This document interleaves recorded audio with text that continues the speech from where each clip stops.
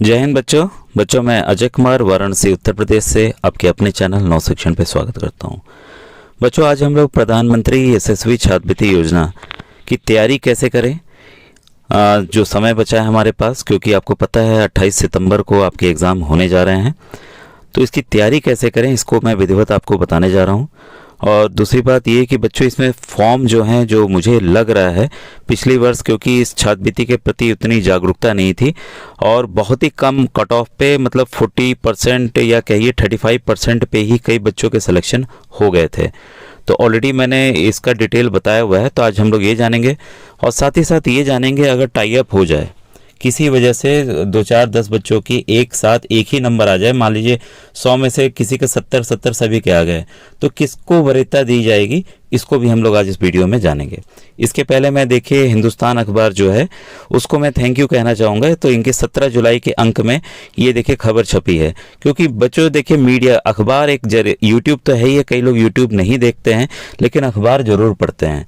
तो अखबार के जरिए हमें कई योजनाओं की जानकारी मिलती है पूरी। तो मैं थैंक यू कहना चाहूँगा हिंदुस्तान मीडिया का, हिंदुस्तान अखबार का, जिसके जरिए ये जानकारी आप तक बच्चों पहुँच रही है। तो देखिए जो इसमें डिटेल चीज़ें हैं मैं बता दूं फिर से। निर्धन एवं वंचित वर्ग के मेधावियों को श्रेष्ठता परीक्षा के बाद अब प्रधानमंत्री यशस्वी छात्रवृत्ति योजना जो है वो आपके सामाजिक न्याय अधिकारिता मंत्रालय द्वारा जारी कर दी गई थी, हम लोग ऑलरेडी जानते हैं। और सबसे खास फीचर है कि इस बार जो है यशस्वी में दोगुनी सीटें हो गई हैं। पहले जो 15,000 थी अब हो गई हैं 30,000, यानी कि 30,000 हो गई। तो बहुत ज़्यादा संख्या बढ़ गई है और स्कूलों की भी संख्या बहुत ज़्यादा बढ़ गई है बच्चों। आपको मतलब मैं वाराणसी का बता रहा हूँ कि करीब 506 स्कूल इसमें शामिल है, इतने ज़्यादा। वैसे ही हर एक डिस्ट्रिक्ट से, भोपाल का कल मैं देख रहा तो मेरे ख्याल से 557 थे। तो हर एक डिस्ट्रिक्ट से बहुत ज़्यादा स्कूल हैं। चाहे आप, कई बच्चे पूछ रहे थे प्राइवेट हो या आप बच्चों सरकारी हो, आप भर सकते हैं। अपना लिस्ट में नाम देख लीजिएगा। जिन अगर स्कूलों का किसी वजह से नाम छूट गया है तो आप ईमेल कर सकते हैं इनके साइट पे जाकर कि सर मेरा नाम यहाँ पर, ये स्कूल का नाम छुटा हुआ है, कृपया ऐड कर दीजिए ताकि मैं फॉर्म भर सकूँ। मैंने ऐसे मेल किया हुआ है बच्चों। ये जो मंत्रालय हमारा सामाजिक न्याय एवं अधिकारिता मंत्रालय, आपको इस पर मेल करना होगा कि सर हमारा स्कूल छूट गया। तो मैं भी प्रयास कर रहा हूँ कि जो जिन बच्चों के स्कूल छूटे हैं वो इसमें जुड़ जाएँ, ठीक है। तो उसमें एक कंडीशन थी बच्चों की, जो रिजल्ट है वो स्कूल का 100% होना चाहिए। तो इस क्राइटेरिया पे कितना फिक्स हो रहा है, इसलिए इसमें टॉप स्कूल की बात कही गई है। तो वो देखना होगा कि आपके स्कूल का रिजल्ट कैसा है, लेकिन रिक्वेस्ट किया जा सकता है कि भाई हम भी देना चाहते हैं, ठीक है। इस तरह से आप रिक्वेस्ट कर सकते हैं। तो देखिए इसमें जो है कौन बच्चे भर सकते हैं, जो इस समय कक्षा 9 में पढ़ रहे हैं बच्चों, ठीक है। और जो बच्चे इस समय कक्षा 11 में पढ़ रहे हैं वो भर सकते हैं। और उत्तर प्रदेश की सबसे ज़्यादा सीटें हैं 6136। तो मैंने सीटों का दिखाया हुआ है और कैसे उसको हम फॉर्म को भरेंगे मोबाइल के जरिए आसानी से, ये भी मैंने दिखाया हुआ है। तो यहाँ देखिए थोड़ा थैंक यू कहना चाहूँगा, इन्होंने मेरे जरिए जो पाया है इसमें देखिए शिक्षक अजय कुमार ने बताया कि एनटीए की तरफ से जो परीक्षा फॉर्म ऑनलाइन कर दिए गए हैं। आवेदन जो है 10 अगस्त तक किया जा सकता है और 29 सितंबर को परीक्षा होगी। तो लास्ट डेट इसका फॉर्म भरने का आपको पता है 10 अगस्त है। तो ये भी मैंने चीज़ें बताई हैं। कई बच्चे जो बाद में जुड़ते हैं बोलते हैं सर क्या क्या सर्टिफिकेट लगेगा, तो आपसे रिक्वेस्ट है कृपया प्लेलिस्ट में जाइए, जो मेरा चैनल है उसकी प्लेलिस्ट में जाइए PM यशस्वी के, ठीक है। और एकदम नीचे चले जाइएगा, ठीक है, उसमें मैंने ये सब जानकारियाँ आपको मिल जाएंगी। और आपको बच्चों पता है कि इसकी जो लास्ट डेट है वो 10 अगस्त है और 29 सितंबर को आपके एग्ज़ाम होने जा रहे हैं। और दूसरी बात बच्चों, ये जो योजना है लास्ट ईयर ही आई थी, 2022 में शुरू हुई थी। ये पिछड़ा वर्ग हो गए, EWS हो गए और ST हो गए। तो ये जो वर्ग के बच्चे वो दे सकते हैं। और यूपी में मैं ऑलरेडी बता चुका हूँ कि 6136 सीटें हैं।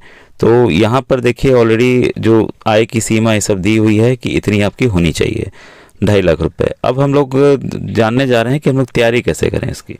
इसमें ऑलरेडी मैंने बच्चों बताया हुआ है कि जो क्वेश्चन है आपका वो NCERT जो होती है CBSE की किताबें होती हैं उससे आएगा। तो जो क्लास 9th में बच्चे हैं उनका मान के चलिए 8 का मैक्सिमम आएगा, कुछ क्वेश्चन या कुछ पार्ट क्लास 7th या 6th का भी टच कर सकते हैं। और जो बच्चे इस समय क्लास 11th में के लिए देंगे उनके लिए 10th के आएगा, उससे जो रिलेटेड टॉपिक 8th 9th के होंगे वो भी उसमें आते हैं। और कुछ क्वेश्चन आए भी थे श्रेष्ठा में जैसे मैंने बताया है। तो आपको देखिए तैयारी कैसे करनी है। सबसे पहले देखिए वेटेज, देखिए यहाँ पर वेटेज किसका किसका कितना है, मतलब कि 100 नंबर में तो 30% वेटेज आपका बच्चों है मैथ्स का, मतलब आपकी गणित अच्छी होनी चाहिए। इसमें आपको क्या करना है कि प्रश्नों का अभ्यास करना है और हर एक तरह के प्रश्न, किसी भी पार्ट को छोड़ना नहीं है। और बच्चों आपको बताना चाहूँगा कि पिछले साल का जो क्वेश्चन आया है वो एकदम simple logical base concept base आया है। अगर आपने पार्ट को अच्छे से पढ़ा हुआ है, उसके कॉन्सेप्ट को समझा हुआ है, तो आधे प्रश्न 30 में से 15 प्रश्न तो एकदम आसानी से हो जाएंगे। और बची 15 और प्रश्नों की बात, तो आपको उसके लिए प्रश्नों का अभ्यास करना होगा। समय के साथ मैं जो व्हाट्सएप ग्रुप बना हुआ है, तो जो बच्चे नहीं जुड़े हैं तो जुड़ जाएंगे, तो उसके जरिए में आपको मॉडल प्रश्न पत्र दिए जाएंगे और आपको प्रैक्टिस कराई जाएगी। जैसे मैं क्वेश्चंस दूंगा, जो क्वेश्चंस आपको नहीं आएंगे तो आप यूट्यूब के कमेंट सेक्शन में लिख दीजिएगा, सर ये इस पीडीएफ का ये क्वेश्चन हमें समझ में नहीं आया, कृपया इसका वीडियो बना दीजिए। क्योंकि बच्चों मान लीजिए मैंने 50 सवाल दिए, 50 सवाल को समझाने में काफ़ी समय लगेगा, तो उसमें से जो चुनिंदा क्वेश्चंस होंगे जो मैक्सिमम बच्चों को नहीं आएंगे वो मैं उन सवालों को आपको समझा दूंगा। तो इस तरह से आपके जो मैथ्स के एक एक चैप्टर का एक एक टॉपिक में कंप्लीट कराऊंगा, तो आपकी तैयारी अच्छी हो जाएगी। दूसरी बात आती है साइंस की। साइंस में देखिए 25% वेटेज है, सोशल साइंस में भी 25% वेटेज है। इसमें साइंस कई लोगों का पसंदीदा विषय होता है और बुक से एकदम आप चलिए, काफ़ी वीडियोस ऑलरेडी मेरे बने हुए हैं बच्चों, ठीक है, तो आप उसको देख डालिए पुराने वीडियोस को। श्रेष्ठा में काफ़ी बताए हुए क्वेश्चंस, जो कई बच्चों ने पहले के वीडियो नहीं देखे तो उनका काफ़ी नुकसान हुआ। जिन बच्चों ने देखा उन्होंने बहुत ही अच्छा स्कोर किया, क्योंकि काफ़ी क्वेश्चंस मेरे बताए हुए उसी से आए हैं, ठीक है। और दूसरी बात ये बच्चों की, अगर मान लीजिए किसी बच्चे की मैथ्स वीक है, कमज़ोर है, वो क्या करेंगे, मेरे नवोदय विद्यालय प्रवेश परीक्षा कक्षा 6 के वीडियोस पड़े हुए हैं, उसमें मैंने आपकी फाउंडेशन कोर्स भी बताई हुई है कि मैथ्स के बेसिक चीज़ें बताई हुई, ये कैसे होता है, ये क्यों होता है, स्टेप्स वगैरह, उसको आप देख के NMMS के भी जो मैथ्स के वीडियोस हैं उसको देख डालिए। जिन बच्चों को और थोड़े हार्ड वाले प्रैक्टिस करना है वो इसके बाद में आप NMS वाले एकदम लास्ट में देखिएगा, क्योंकि क्वेश्चंस इसमें कई तरह के हार्ड और इजी दोनों बताएं, लेकिन हार्ड ज़्यादा हैं, ठीक है। तो इससे आपकी अच्छी प्रैक्टिस हो जाएगी, ठीक है। अब देखिए सोशल साइंस का आता है। सोशल साइंस बच्चों काफ़ी बड़ा टॉपिक भी है और इसका दायरा बड़ा है, क्योंकि इसमें भूगोल आता है, इकोनॉमिक्स आता है, इतिहास हिस्ट्री आती है, अर्थशास्त्र हो गया यानी कि इकोनॉमिक्स हो गया, और आपका ये हिस्ट्री हो गया, इतिहास हो गया, और ज्योग्राफी भूगोल हो गया। तो 4 विषय इसमें आते हैं। तो थोड़ा ये टाइम टेकिंग है, लेकिन अगर आपने तैयार कर लिया है, इसमें काफ़ी कई तरह के प्रश्न आते हैं, तो अगर आपने पढ़ा है तो आपका एकदम कंफर्म सही होगा। और दूसरी बात है जनरल नॉलेज। जनरल नॉलेज में बच्चों स्पोर्ट्स के जो करंट अफेयर्स आ रहे हैं अभी उसको देख लीजिए, कौन किस पद पे है इसको देखते जाइए, मतलब रोज़ का थोड़ा सा अखबार। और DD न्यूज़ ध्यान दीजिएगा, DD न्यूज़ अगर आप थोड़ा सुनते हैं बीच बीच में, कभी कभी रात के 9 बजे वाला सुन लेंगे तो एक आइडिया आपको लग जाएगा कि कैसे कैसे क्या न्यूज़ चल रही है। तो उस पर आधारित कोई प्रश्न आएंगे।